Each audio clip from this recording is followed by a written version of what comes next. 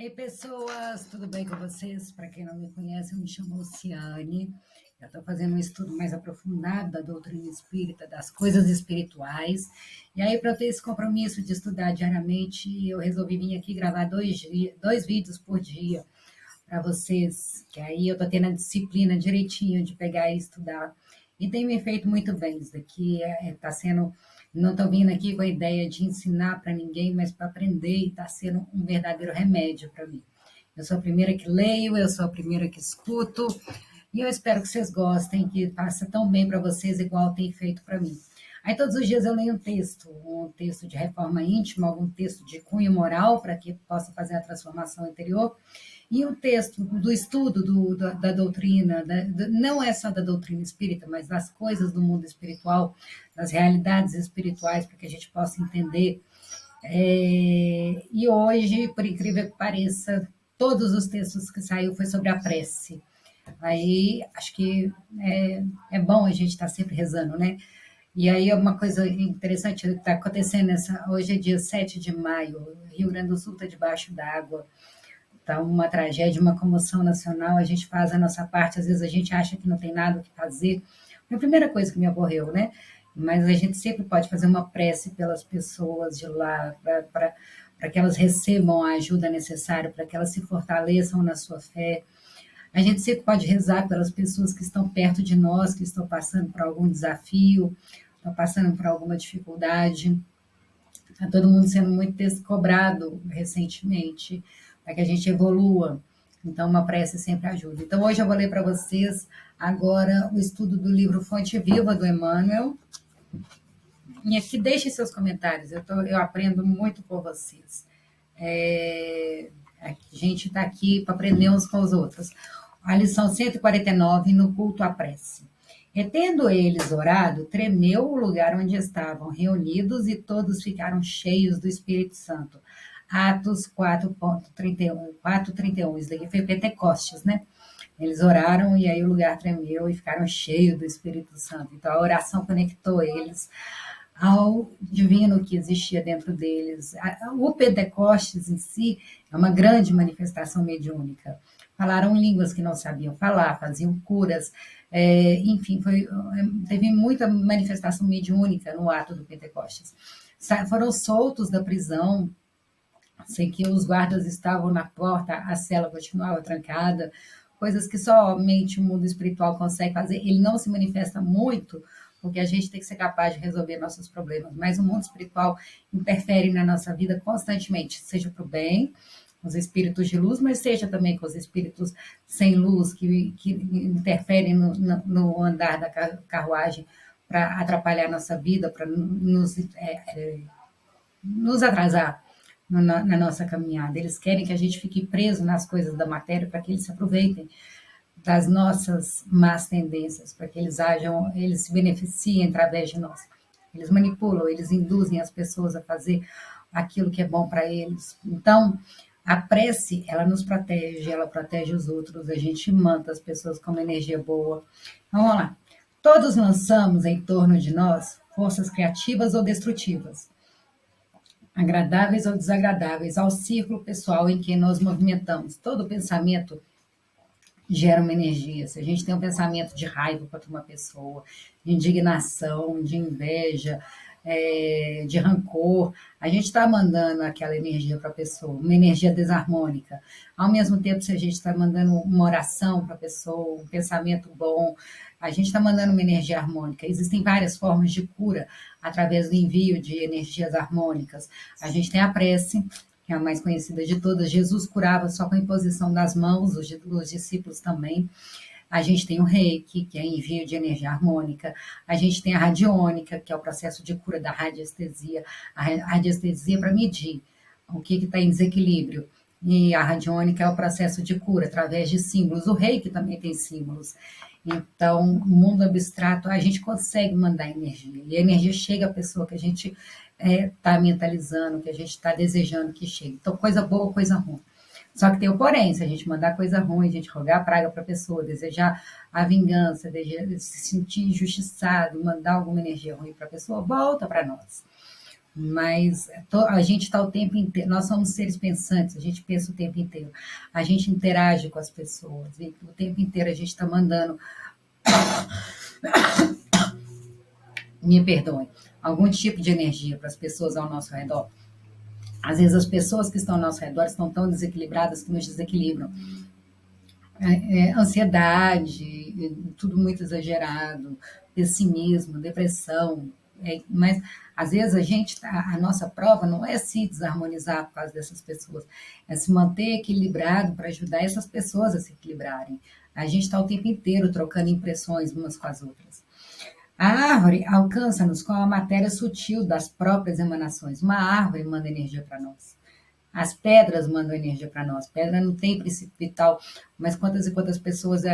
Essa pedra é boa para isso, aquela pedra é boa para aquilo. Manda energia para a gente, troca energia com a gente. A aranha respira no centro das próprias teias. A abelha pode viajar intensivamente, mas não descansa, a não ser nos compartimentos da própria colmeia. Então, ela está trocando impressão ali, ela viaja, viaja, viaja, mas só descansa quando chega na colmeia. Ela sabe que ela tem, sabe aonde que ela tem que chegar. Assim também o homem vive no seio das criações mentais que dá origem. A gente é herdeiro de nós mesmos. Se a gente pensa coisas boas, se a gente tem criações mentais boas, a gente vai conviver com bons sentimentos, com bons pensamentos. Mas se a gente tem criações mentais ruins, a gente vai conviver também com essas criações mentais desagradáveis. E aí somos nós que temos que conviver conosco.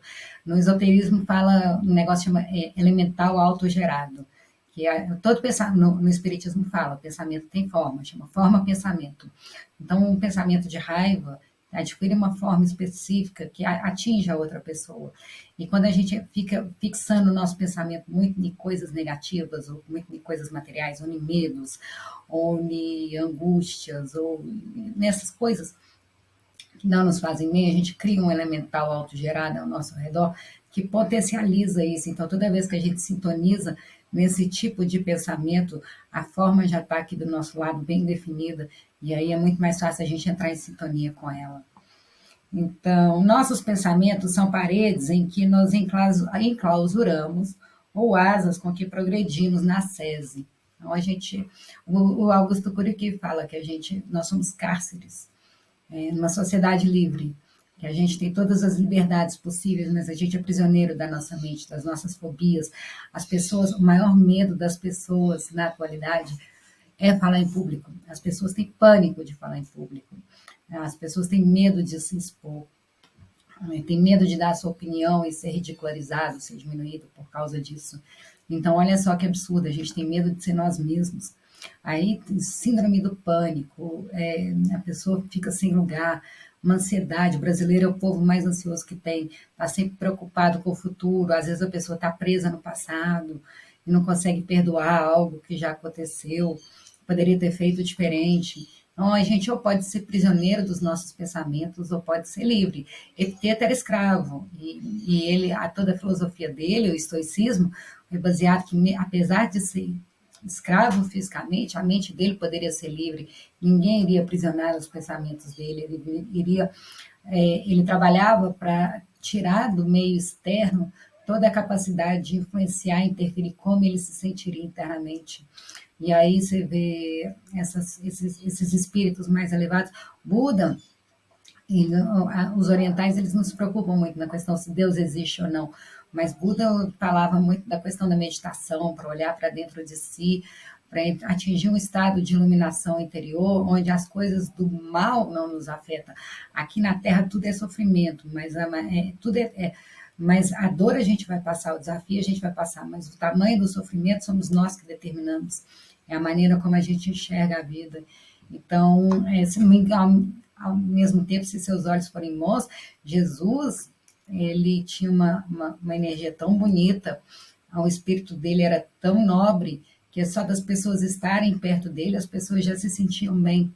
E aí, quando ele falava, ele praticamente hipnotizava as pessoas, mas o magnetismo dele era da energia que ele emanava. Existem pessoas que a gente se sentem muito bem de estar perto delas, elas transmitem paz, transmitem amor, transmitem serenidade, é porque é um estado de equilíbrio interno dela. O meio não a afeta tanto. E é esse o nosso trabalho, de ser consciente daquilo que a gente pensa, daquilo que a gente emana. A vida, ela não acontece a nós, ela reage a nós. Então, nós somos frutos daquilo que a gente pensa e sente. E aí a gente tem um sério problema que o nosso subconsciente, né? A maior parte do que a gente pensa e sente está no subconsciente. Nós não temos consciência do que é e eles praticamente são 90% do que a gente emana.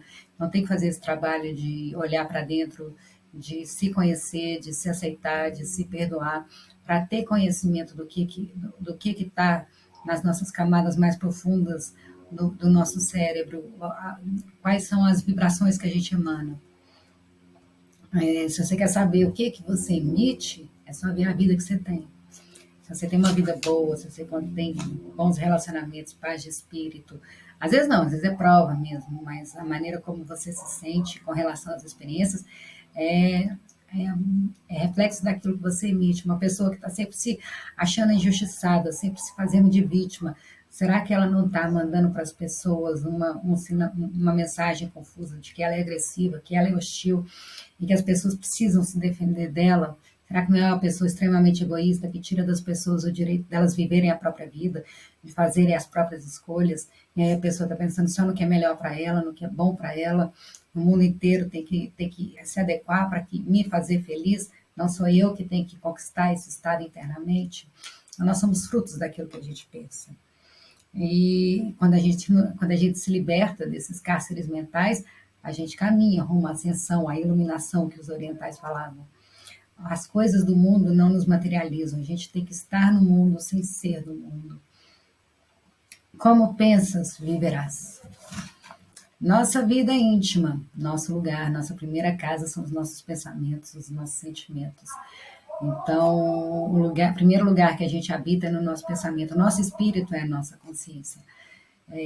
O resto são só cascas. Então, os nossos pensamentos é o que o nosso espírito está vivendo, é a nossa consciência está vivendo.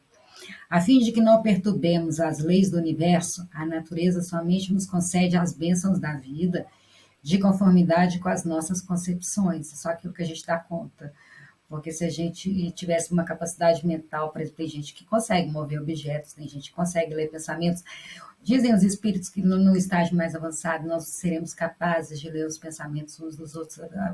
A principal forma de comunicação será a intuição, a telepatia. A comunicação, a linguagem, quando a gente conhece hoje, não será mais necessária. Mas imagine se isso acontecesse hoje, no atual estágio que nós estamos. Eu estou aqui, estou lendo o pensamento da pessoa que está conversando comigo, na minha frente ela é só sorrisos, me trata super bem, mas no pensamento ela está lá me xingando, lambisgoia. Eu não gosto de você, estou torcendo para que você caia. Aí automaticamente eu não saberia compreender a pessoa, não saberia perdoar, não iria ficar magoada, machucada, iria querer retaliar. Então o universo ele é tão sábio, a natureza é tão sábia para a gente não quebrar as leis de Deus, que é a lei do amor, né? Jesus já falou que todas as leis se resumem em uma só: amar a Deus acima de todas as coisas e ao próximo como a ti mesmo. Então, é amar a si mesmo, amar o próximo e amar a Deus. Então, para a gente não quebrar essa harmonia, a nossa capacidade mental é limitada ainda, porque se a gente tivesse poderes, igual tem muita gente que fica tentando despertar Kundalini, os orientais falam que existe uma energia muito poderosa, localizada na base do nosso cóccix, que é a Kundalini, é uma serpente de energia que nos conecta diretamente a Deus, e a gente tem o poder de interferir nas coisas que nos acontecem. Você vê aí muita gente falando da lei da gratidão, da quântica em si, que é o pensamento atrai. Por que a Kundalini fica inativa na maior parte das pessoas? Porque uma pessoa que não tem sabedoria para lidar com esse poder acaba se desequilibrando, se desarmonizando. Então, a Kundalini é uma energia muito forte que a gente tem dentro de nós, mas as pessoas, elas despertando esse poder da Kundalini sem ter sabedoria, elas podem se autodestruir, elas podem desejar coisas que não farão bem para ela, que o ego gostaria de ter, mas que iria contra o espírito dela. Por exemplo, vou dar um exemplo material que eu acho mais fácil das pessoas compreenderem. Todo mundo deseja ser milionário, todo mundo deseja ter dinheiro, Mas o dinheiro nas mãos de uma pessoa que não tem sabedoria, às vezes ele tem uma família feliz, ele cuida dos filhos, ele trabalha para dar o exemplo, para ser honesto com os filhos, e o dinheiro traz muita facilidade. Aí começa começa as pessoas procurarem, querendo o próprio interesse, começar a bajular, e a pessoa começa a se perder no consumismo, querer só aproveitar a própria vida, querer se perder no sexo fácil, começa a esquecer da família, começa a não ter um tempo de qualidade com os parentes, começa a atrair só pessoas interesseiras e oportunistas que vão julgar e envenenar os relacionamentos verdadeiros que a pessoa tem para poder se beneficiar com aquela amizade. E isso acaba desviando a pessoa do caminho dela. Ela tem um poder na mão, que seria o dinheiro, mas se ela não souber fazer bom uso do melhor para si, para os outros, para não deixar destruir o que tem de verdadeiro e bonito em si, aquilo que vai se elevar, aquilo que o seu espírito quer para ela progredir, a pessoa vai se perder no meio do caminho. E uma coisa que poderia ser uma bênção acaba se tornando uma desgraça na vida da pessoa. Então, tudo depende do ponto de vista, tudo depende da pessoa que saiba usar. Então, a natureza é muito sábia. Às vezes a gente deseja muita coisa, mas a melhor coisa que pode acontecer é os nossos sonhos, nossos desejos não se realizarem. Recolhe-te e enxergarás o limite de tudo que te cerca. Você vai ver todas as impressões que você tem. Expande-te e encontrarás o infinito de tudo que existe. Olhe para o além, olhe para o universo. A gente consegue imaginar algo sem limite. Não consigo imaginar. O universo tem limite, mas o que tem para além do universo? E o universo é gigantesco. A gente está numa parte petitinha da Via Láctea, que é uma galáxia que tem bilhões de sistemas solares. E existe no universo uma estimativa de 35 bilhões de galáxias. E olha a grandeza de tudo. E a gente é um nada, é um cisco. Se a gente se recolher, a gente vai chegar aos limites de tudo que nos cerca, de tudo que está ao nosso redor, tudo que nos limita. Se a gente se expandir, a gente vai conseguir enxergar a grandeza de tudo que a gente está inserido e o nosso real tamanho. E aí a gente consegue se ver numa proporção correta, né? Tanto para as pessoas que nos rodeiam, nós somos muito importantes, mas para o universo de um modo geral, nós somos insignificantes. Para que nos elevemos com todos os elementos da nossa órbita, não conhecemos outro recurso além da oração, que pede luz, amor e verdade. Então, a oração, ela não é repetir palavras prontas, não é repetir uma frase. A oração, ela pede sentimento. A oração, para que a gente possa ser ouvido, ela pede que a gente fale com sentimento. Às vezes a pessoa não sabe rezar, mas ela fala, perdoa, Deus, ou, cuida dessa pessoa que já está de bom tamanho. Se ela fala com verdade, se ela coloca amor, se ela coloca luz naquelas palavras, é uma prece. A prece, traduzindo a aspiração ardente de subida espiritual através do conhecimento e da virtude, é a força que ilumina o ideal e santifica o trabalho. Então, a gente se alimenta da prece, a gente precisa do nosso alimento físico, que é a comida, para dar energia para o nosso corpo, mas a gente também precisa do alimento espiritual, o maná caído dos céus, que é a prece, é onde a gente se conecta com a fonte, é onde a gente recarrega nossas energias, é onde a gente santifica o nosso trabalho. A diferença, por exemplo, o sacrifício que a gente faz para o outro é um sacrifício, é doloroso, mas a origem da palavra vem do sacro ofício, é fazer pelo outro, é tornar sagrado o nosso ofício em favor do outro. Mas em algum momento da humanidade, essas palavras foram distorcidas e fazer algo pelo outro se tornou tão penoso, porque a gente só quer que as pessoas façam por nós, que o sacro ofício virou um sacrifício. Narram os atos que, havendo os apóstolos orado, tremeu o lugar em que se encontravam e ficaram cheios do Espírito Santo. Iluminou-se-lhes os anseios de fraternidade. Engrandeceram-se-lhes as mentes congregadas em propósitos superiores. E a energia santificadora felicitou-lhes o Espírito. Então, a partir do momento que eles oraram, eles se conectaram com o divino, com uma força maior do que eles, com o sobrenatural, né? Que a gente não consegue explicar. E eles se encheram de bons sentimentos, se encheram de fraternidade, de propósitos superiores, e uma energia santificadora felicitou a eles mesmos. Eles eram instrumentos do alto. Não ouvides, pois, que o culto à prece é marcha decisiva, é fundamental.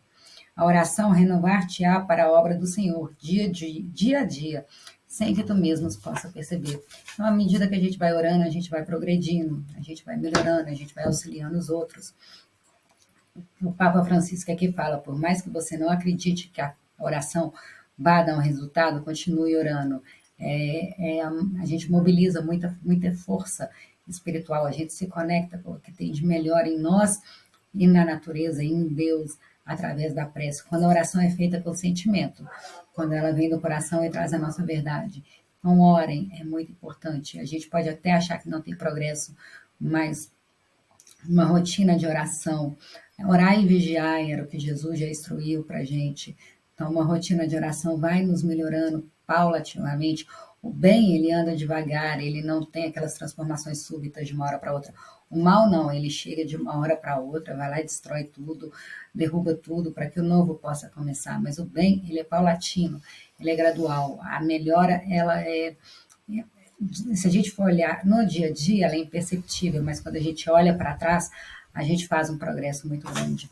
E aí, eu abri o Evangelho segundo o Espiritismo antes de abrir esse livro do Emmanuel, do Allan Kardec, e caiu justamente na parte da prece, no capítulo 28, coletânea de preces espíritas. Aí apareceu aqui, ó. Ai, meu Deus.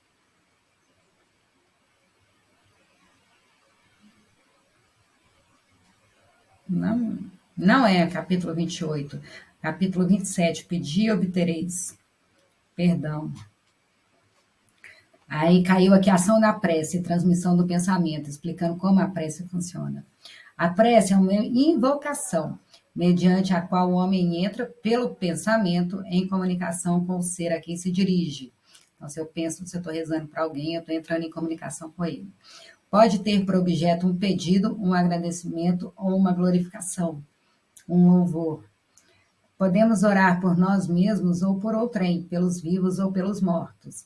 As preces feitas a Deus escutam-na os espíritos incumbidos da execução de suas vontades. As que se dirigem aos bons espíritos são reportadas a Deus.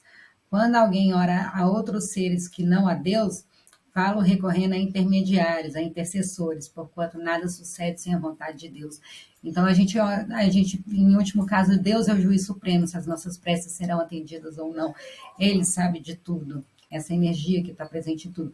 Mas ele age através dos seus espíritos. Quando a gente reza por um santo, em particular, ele é um intermediário de Deus, ele vai agir a mando de Deus na nossa vida, a pedido de Deus, né? Então a gente vai estar sempre sendo assistido quando a gente reza.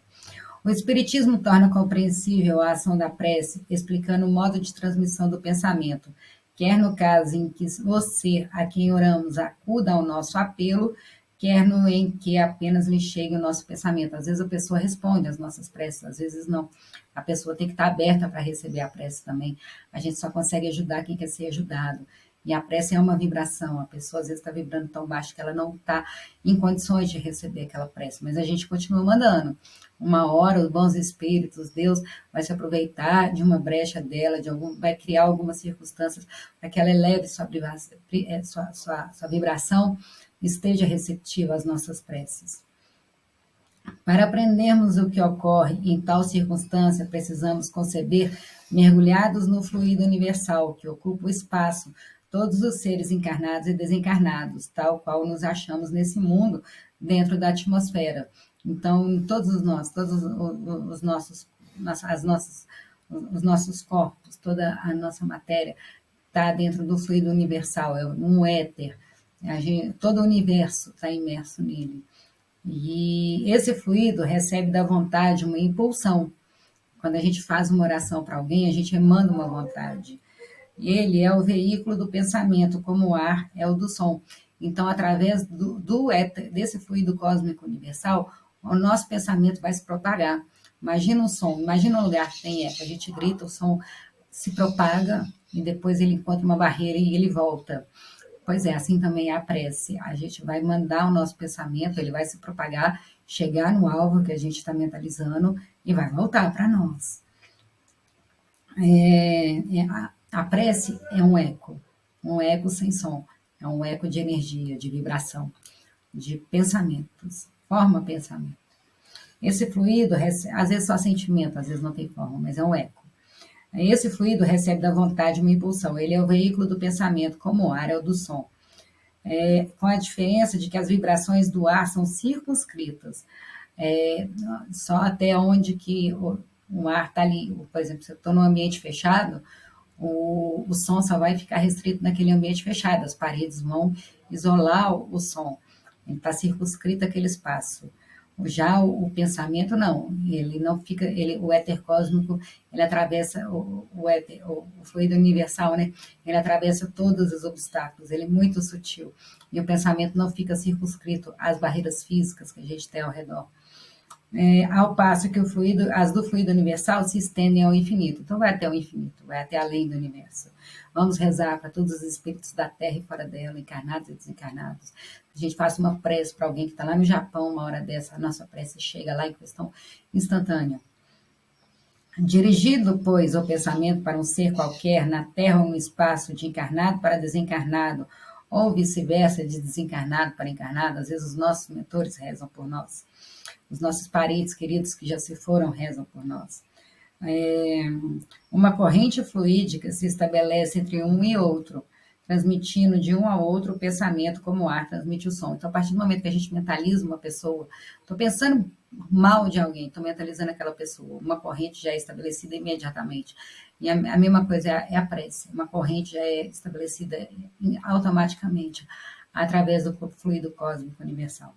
A energia da corrente guarda a proporção com a do pensamento e da vontade. Quanto maior a nossa vontade, maior a corrente que a gente vai estar emitindo. Quanto mais, por exemplo, mais raiva a gente tem de uma pessoa, quanto mais intensidade a gente tem aquele sentimento, maior vai ser a corrente enviada para a pessoa. Mas, por exemplo, o amor, quanto mais amor a gente sente pela pessoa, maior vai ser a intensidade da corrente. Por isso o amor cobre uma multidão de pecados, porque chega com muita intensidade a pessoa amada. É assim que os espíritos ouvem a prece que lhes é dirigida. Qualquer que seja o lugar onde se encontra, os espíritos não precisam estar do nosso lado. A gente faz uma prece, eles imediatamente se sintonizam conosco, porque a prece chega até eles. E é assim que os espíritos se comunicam entre si, que nos transmite suas inspirações, que relações se estabelecem à distância entre encarnados. Então, eles podem estar lá estudando, trabalhando, a gente faz uma prece, a nossa prece chega imediatamente para eles não precisam estar aqui do nosso lado, eles, através do pensamento, eles estabelecem uma corrente fluídica conosco, nos amparando, nos inspirando. Não são todos os espíritos que conseguem ler pensamentos, geralmente os mais instruídos.